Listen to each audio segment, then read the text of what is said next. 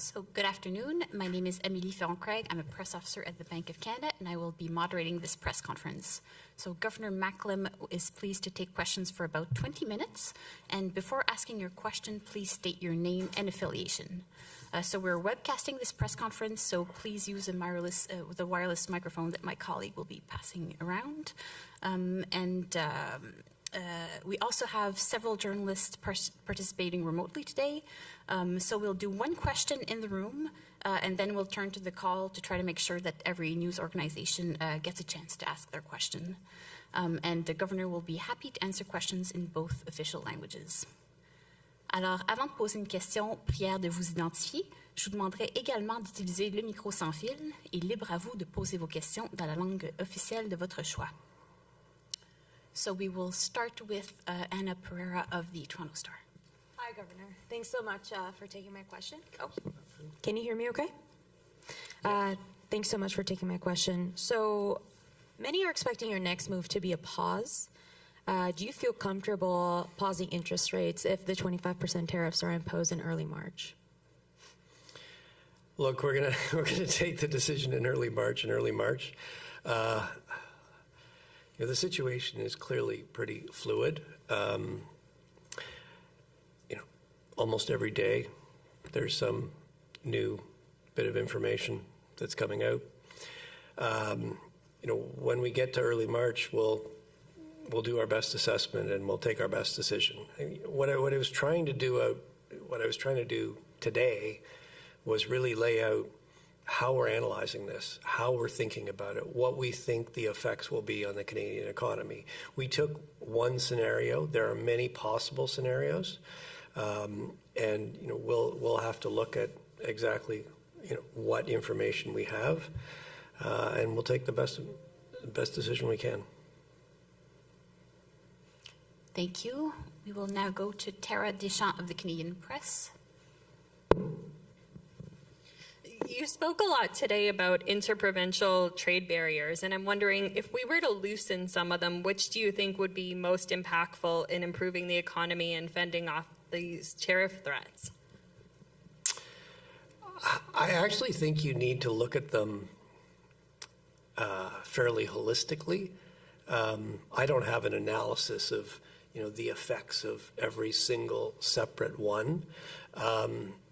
But I think if you're a business and you want to trade across the country, well, if you have to comply to separate regulations in 10 different provinces and 3 more territories, that's going to raise your cost. And so that trade looks less attractive. Obviously, there are also explicit interprovincial barriers on trading some things, but a lot of it is many small differences in regulations that just raise the cost of that. If we could cut through that, get rid of those, that would reduce the costs of trading across the country. There have been estimates done by the IMF, by Canadian academics. I think I cite a couple in the speech. They suggest that the gains of doing this would be significant. Thank you. We'll now go to Global News. Afternoon, Governor. You mentioned in your remarks that even the threat of tariffs is impacting the Canadian economy negatively. Can you quantify the impact that it's having right now on investment? I can't really quantify it. The data that we get obviously comes with a certain lag, so we actually don't have much official data since tariffs have been a serious threat. Certainly, we are stepping up our surveys of businesses. We are stepping up our regional outreach. We are talking to more businesses. We have something called the Business Leaders Pulse, which is a digital survey we do. And so we are in the process of doing that. And while that information is somewhat, every company has their own story. We will sort of add it all up. Certainly what we're hearing so far is Many businesses are delaying business decisions, delaying investment decisions until they get more clarity. You are hearing some plans are being canceled. I expect when we get to the March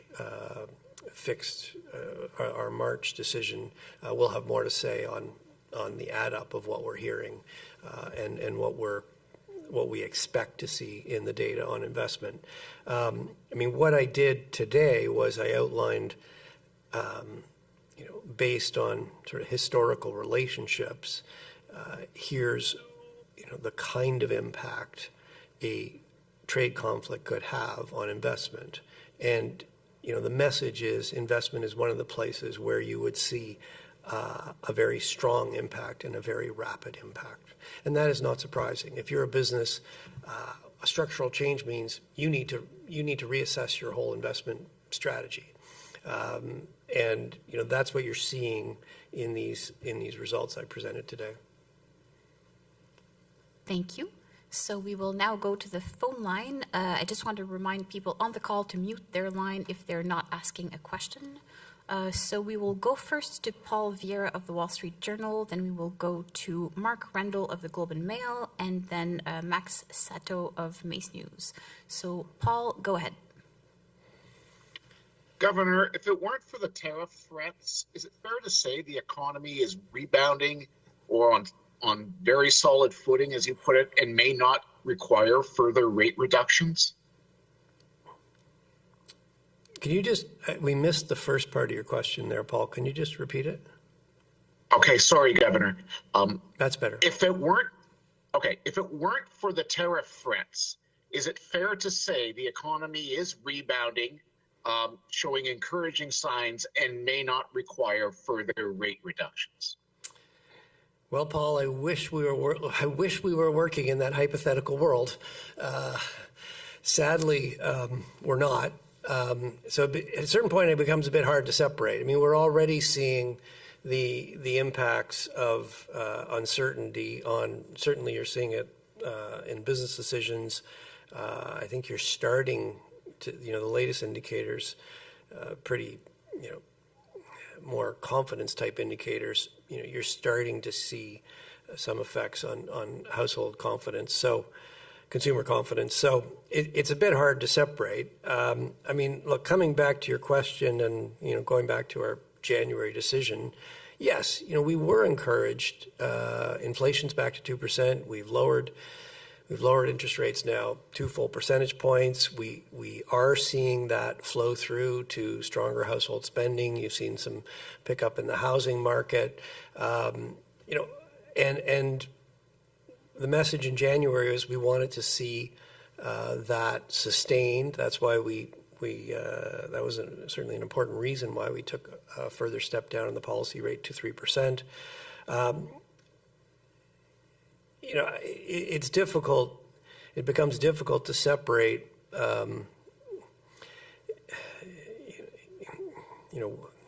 separate what could be from what will be. We're going to have to deal with the facts on the ground, and just the threat of tariffs is already feeding uncertainty. It's already affecting the economy. It's already doing damage. Thank you. We'll now go to Mark Rendell of the Globe and Mail. Go ahead, Mark. Thanks for taking the question, Governor. In the event of a trade war, one of the key things pushing up prices in Canada would be retaliation, the fact that Canada theoretically would retaliate, as has been outlined by the government, against U.S. imports. I'm wondering, from a purely economic perspective, putting aside the politics of it, but from a purely economic perspective, should Canada retaliate to tariffs, or does that do more harm than good? And as a second point, if we do retaliate, are there ways to do it that are less damaging to the Canadian economy? Mark, well, the first thing I really want to stress is, look, Bank of Canada, we do not do trade policy, and decisions about tariffs are not up to us. These are decisions that are up to the government, to Parliament, and that is completely appropriate. To get to your question, look, why do you retaliate? You retaliate to increase the costs of on the United States. Let's not forget that U.S.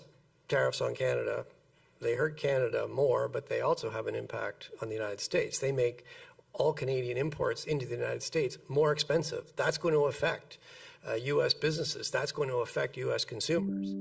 By imposing retaliatory tariffs, we further increase the cost to the U.S. economy, because now American exports to Canada are more expensive, so they're going to go down, and American companies are going to feel that. Yes, that will have some impact in Canada. Unfortunately, the nature of conflict is that, you take some costs. You do that, though, because you want the Americans to back off on their tariffs. I don't know what's going to happen this time, but last time when the U.S. put tariffs on aluminum and steel, Canadian government retaliated. That did appear to have some impact, and those tariffs were ultimately removed. So again, I don't know what's going to happen, but the nature of a trade conflict is you want to get to a better place. You want to get back to a place where you can have more open, more predictable trade, and that's why you respond. Thank you. We'll now go, to Max Sato of Mace News. Thank you, Governor. When you try to measure the impact of the Trump tariffs on Canadian exports at the Bank of Canada, is it possible to separate exports by U.S. companies based in Canada from those from purely Canadian companies?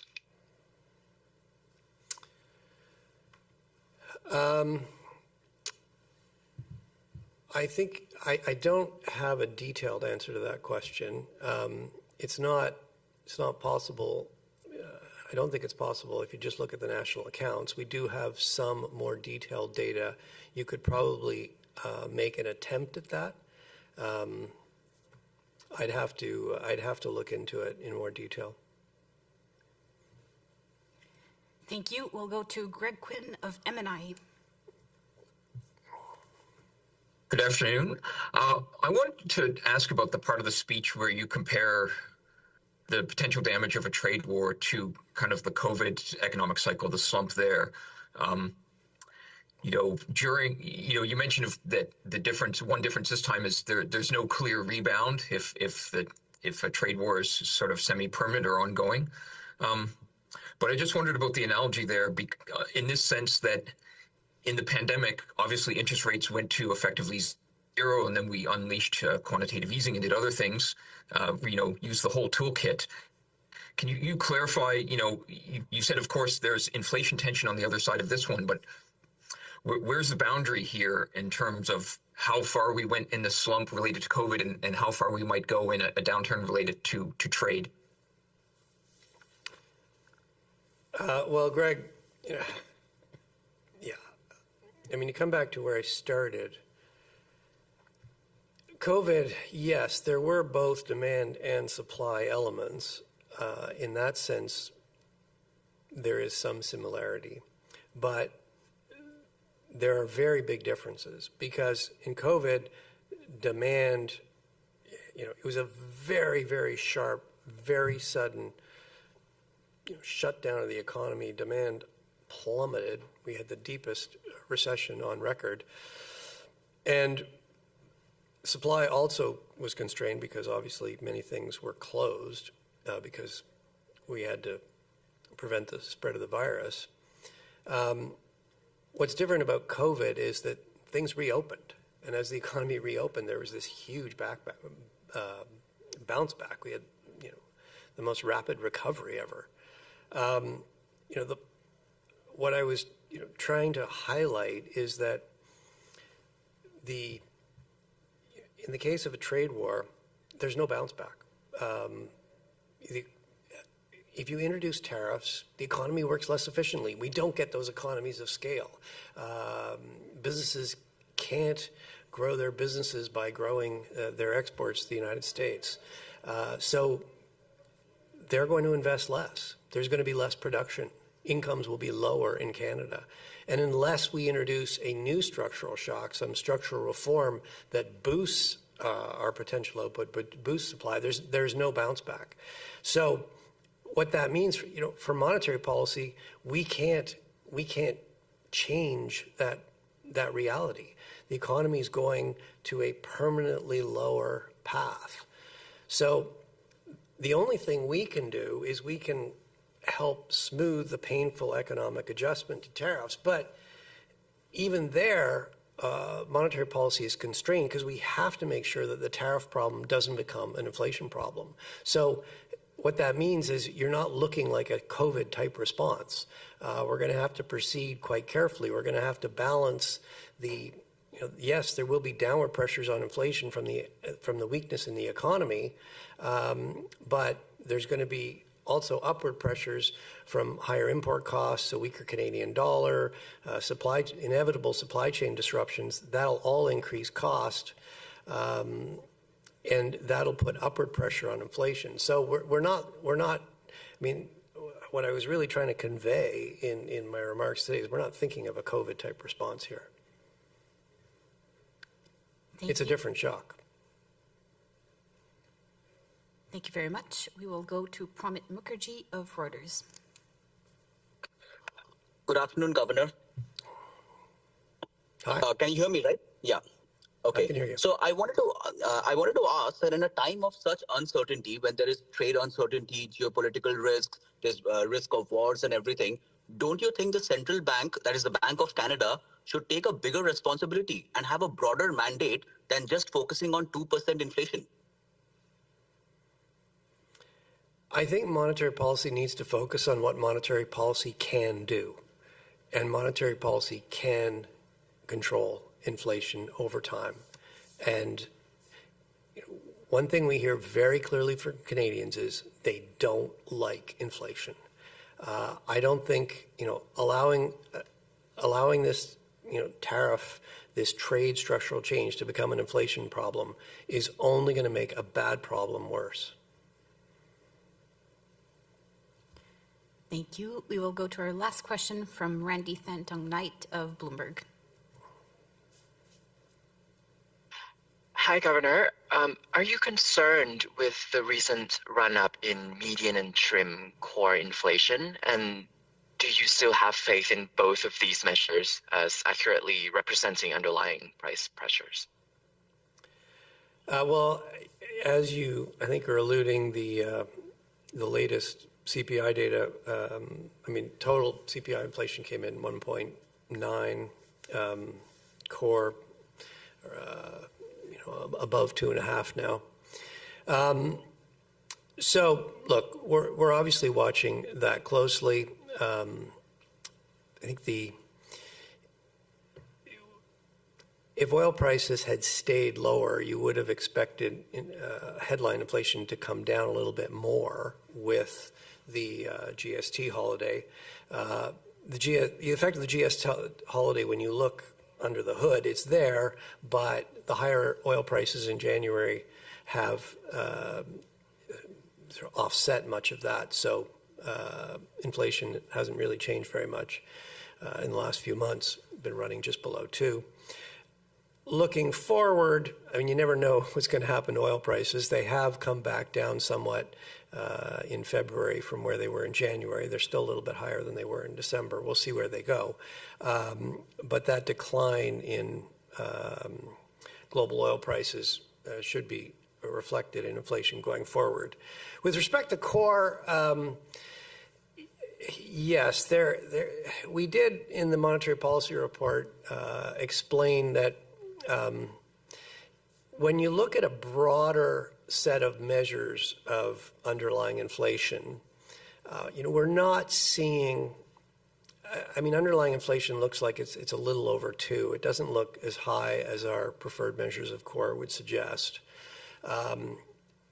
And, what am I talking about there? If you look at, the whole distribution of price changes, if you look at the, the share of CPI components rising faster than 3%, it's looking pretty normal. It did tick up a bit in January, but it's still looking pretty normal relative to history.